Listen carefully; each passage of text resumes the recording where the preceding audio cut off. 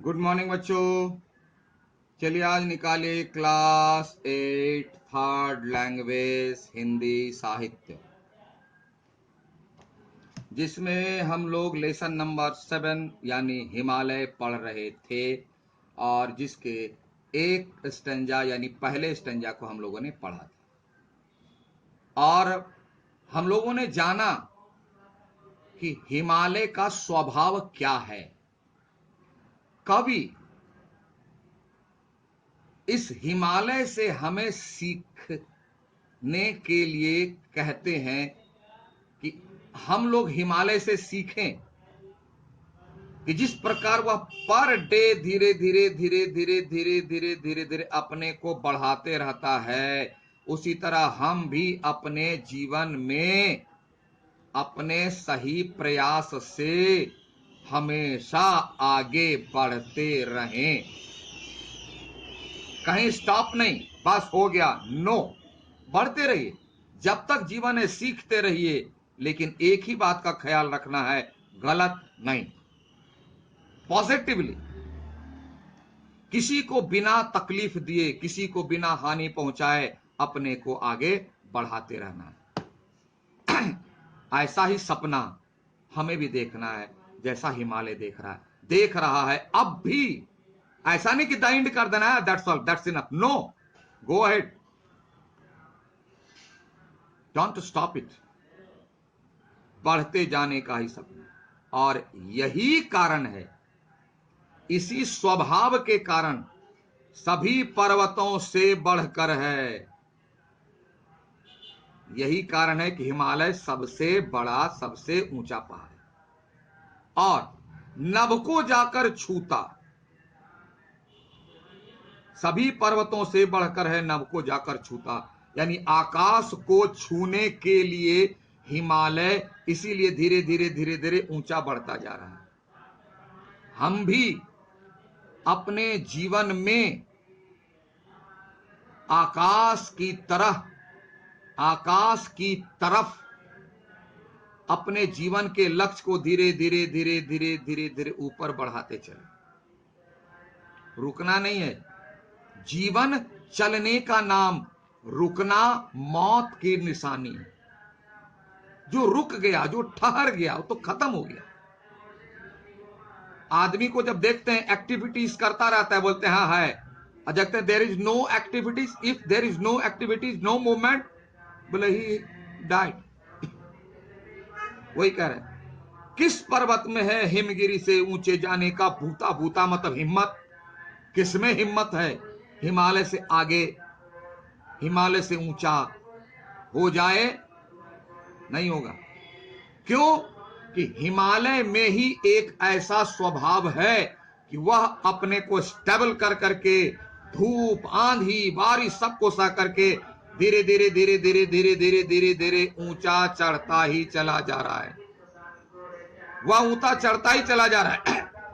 लेकिन अन्य पर्वतों में ऐसा गुण नहीं है, अन्य पर्वतों में ऐसा गुण नहीं है, क्योंकि उस पर बर्फ जमता ही नहीं है, उस पर धूल जमती है, और उस पर धूल जमती है, बारिश होती है तो वह भी धूल घुल करके नीचे गिर जाती है। हिमालय तो ठंडे देश में रहने वाला है, बारिश भी होती है तो ठंडे से बर्फ बन जाता है और हाफ इंच, चाहे जो भी हो, 1.11 इंच वो बढ़ गया। तो जो अच्छे व्यक्ति होते हैं वह हिमालय की तरह, इसी सोच की तरह हमेशा आगे बढ़ते रहते हैं। और जो कमजोर व्यक्ति होते हैं वह कुछ लेयर जमा किया, कुछ काम किया, अब नहीं होगा, धुल गया। तो हिमालय की तरह हिम्मत, हिमालय की तरह सोच, हिमालय की तरह दृढ़ता, हिमालय की तरह मुसीबतों का सामना करना हिमालय में ही है। वही कह रहा है, सभी पर्वतों से बढ़कर नभ को जाकर छूता, आकाश को छूने वाला इतनी ऊंचाई पर है। किस पर्वत में है हिमगिरी से ऊंचे जाने का बोता? किस पर्वत में इतनी हिम्मत है जो हिमालय की तरह आकाश को छूने के लिए आगे बढ़े? है किसी में? नहीं है। आप में होना चाहिए, क्योंकि आप इंसान हो। जब हिमालय नॉन लिविंग थिंग्स हो के ऐसा कर सकता है, हम क्यों नहीं कर सकते? आप क्यों नहीं कर सकते? कभी बड़ा संदेश। आई बात समझ में आ रही है ना? नहीं आ रही तो 2-4 बार वीडियो चला लेना, नहीं तो लाइव क्लास से जोड़ के पूछ लेना, लेकिन चलाने के बाद। तो चलिए अगला स्टैंजा देखते हैं। सूरज धरती से भी पहले इसको है चमकाता। सूरज जो है निकलता है सुबह, यानी सनराइज जब होता है, तो सूरज भी अपनी रोशनी धरती को पहले नहीं देता। याद रखना, धरती को पहले नहीं देता है, हिमालय को देता है। कैसे? धरती यहां है और हिमालय की चोटी यहां है, तो सूरज यहां निकलेगा तो रोशनी कहां जाएगी पहले? फिजिक्स में पढ़ो, यहां ऐसे लाइट है, यहां हिमालय की चोटी पर, और जब सूरज ऐसे ऐसे जाएगा तब रोशनी ऐसे होगी। जैसे मान लो सूरज यहां आ गया तो रोशनी ऐसे आ गई धरती पर। ध्यान से समझना, सूरज यहां है और ये हिमालय है, तो सूरज जब ऐसे उगा तो रोशनी सबसे पहले यहां। वही कवि कह रहा, सूरज धरती से भी पहले इसको है चमकाता। सूरज की रोशनी यहां पड़ी, गोल्डन कलर का हुआ, चमचम चमकने लगा, और जैसे जैसे सूरज उठता है तब रोशनी धरती पर आती है, तब धरती पर रोशनी आती है। तो सबसे पहले किसको चमकाया? सूरज की रोशनी हिमालय की चोटी को, उसके बाद धरती को। याद रखना, जो व्यक्ति हिमालय की सोच वाला है, जो हिमालय की तरह आगे बढ़ने के लिए हमेशा प्रयास करते रहता है, उसी व्यक्ति को ईश्वर पहले मदद करते हैं। जो धरती पर पड़ा है, जो धरती पर पड़ा है यानी गिरा हुआ है, वह तो गिर गया। जो धरती पर पड़ा है उसे पहली रोशनी नहीं मिलती है। जो धरती पर खड़ा है उसे सूरज की पहली रोशनी मिलती है। तो जो धरती पर खड़ा है हिम्मत से आगे बढ़ने के लिए, उसी को ईश्वर भी मदद करते हैं। और जो धरती पर पड़ा है यानी सोया हुआ है, लेजी है, उसको बाद में देखेंगे। खुदी को कर बुलंद इतना कि खुदा बंदे से पूछे बता तेरी रजा क्या है। यानी अपने आप को जो हिमालय की तरफ बोल्ड रखता है, आगे बढ़ने के लिए तैयार रहता है, भगवान भी उससे डरते हैं, आ जाते हैं, बोलते बच्चा क्या चाहो बोलो जल्दी। और जो पड़ा है सोया हुआ है, बोला इसको सोने दो। तो हमें आपको हिमालय की तरफ आगे बढ़ते रहने के लिए सोचते रहना और प्रयास करते रहना, तभी आपको बाहर की मदद भी मिलेगी। जब तक आदमी जीवित है, एक्टिव है, बहुत प्यारे हैं।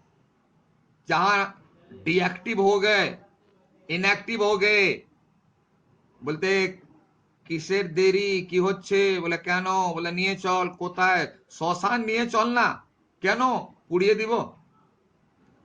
जब तक एक्टिव हैं तब तक सबका प्यार, सबका सम्मान। जहां इनएक्टिव हुए तो हिमालय की तरह, जब एक्टिव होना है तो हिमालय की तरह होंगे। वही कवि कर रहा, सूरज धरती से भी पहले इसको है चमकाता, चंदा भी इस पर ही किरणें पहले है बिखराता।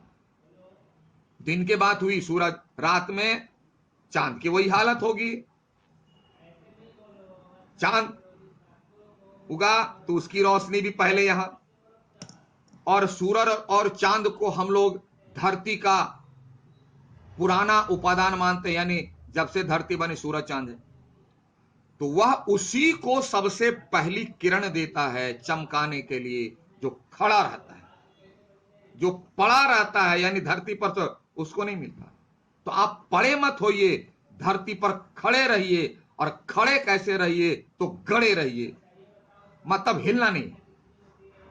खड़े हैं लेकिन जरा से कोई पूछ के उलट गए, नो, खड़े हैं यानी गड़े हैं। जैसे खूंटा गाड़ देते हैं तो खूंटा को हिलाते हैं तो हिलता भी नहीं है, उसी तरह आपको खड़े भी रहना है और अपने कॉन्फिडेंट पर गड़े भी रहना है, धरती पर पड़े रहना नहीं है। तभी आपको सूरज चांद यानी पूरी प्रकृति आपकी मदद करेगी, सभी व्यक्ति आपकी मदद करेंगे। हिमालय से यही सीखना है। आ रही बात समझ में? तो चलिए आज ये 2 स्टंजा लिख करके आप इसका अर्थ लिख करके रखिएगा, समझिएगा। नहीं तो फिर से वीडियो चलाइए, पॉज करके देखिए, रिप्ले कीजिए, 2 4 5 बार कीजिए। अब फिर भी ना समझ में आए तो लाइव क्लास में जुड़ के पूछ लीजिए, ठीक है? तो आज यहां तक रहते हैं, फिर अगले दिन अगले स्टंजा को पढ़ेंगे। Okay, thank you, have a nice day.